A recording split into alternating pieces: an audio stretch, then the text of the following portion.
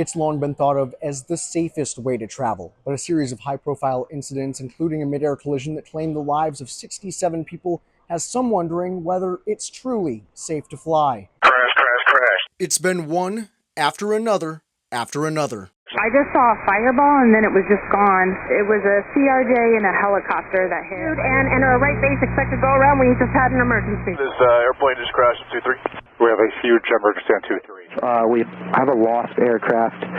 We're not exactly sure what happened, so we're trying to figure it out for now. The Federal Aviation Administration handles more than 45,000 flights every single day, nearly 17 million per year. Considered the safest and most complex in the world, the agency says it's continuously and proactively working to keep the American public safe. But after numerous high-profile incidents, KTAR sat down with the Valley Air Traffic Controller, who spoke with us on condition of anonymity, to talk about what really goes on behind closed doors. I'm focused on a 2D type of environment, but I have to think in 3 dimensions. There are days where my mouth cannot keep up with my brain. It's so busy and I'm working so fast. He brought detailed flight maps and an air traffic control manual several inches thick. With them, he outlined how a small change in a single word or phrase can make the difference between a smooth flight and confusion that ends in disaster. It's a procedural nightmare. Airplanes just crisscrossing everywhere. And working in Arizona brings its own challenges. A mountainous terrain filled with commercial planes, student pilots, and military aircraft, he described the valley's flight space as a beehive. And for better or worse, it's human beings that are responsible for keeping it all buzzing. The human element here is the one that prevents and unfortunately can cause some of these events. While people around the country struggle with their personal confidence with air safety, even pilots wrestle with those fears. I do know that it has affected quite a few students that have found aviation on their feeling to be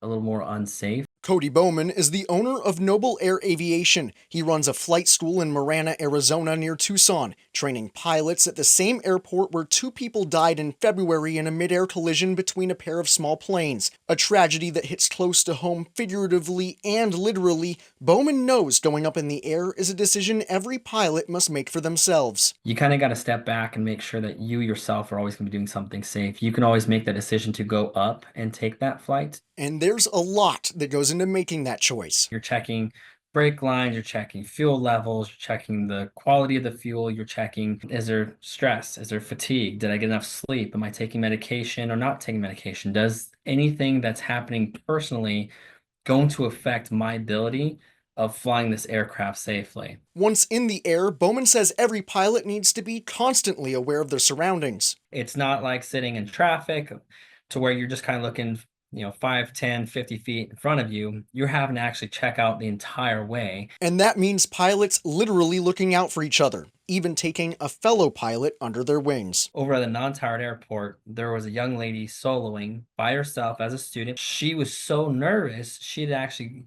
decided you could hear it in her voice. A bunch of the pilots are on there, hopped on the radio and said, hey, this is how you do this. Don't worry, just take a deep breath. The aviation community is a tight-knit one, with everyone sharing the responsibility for keeping each other safe and feeling the guilt when it goes wrong. Make no mistake about it, when something does go wrong, and whether we had anything to do with it or not, whether I had anything to do with it or not, I feel horrible. I read about what happened in Washington, D.C., and my heart just sank.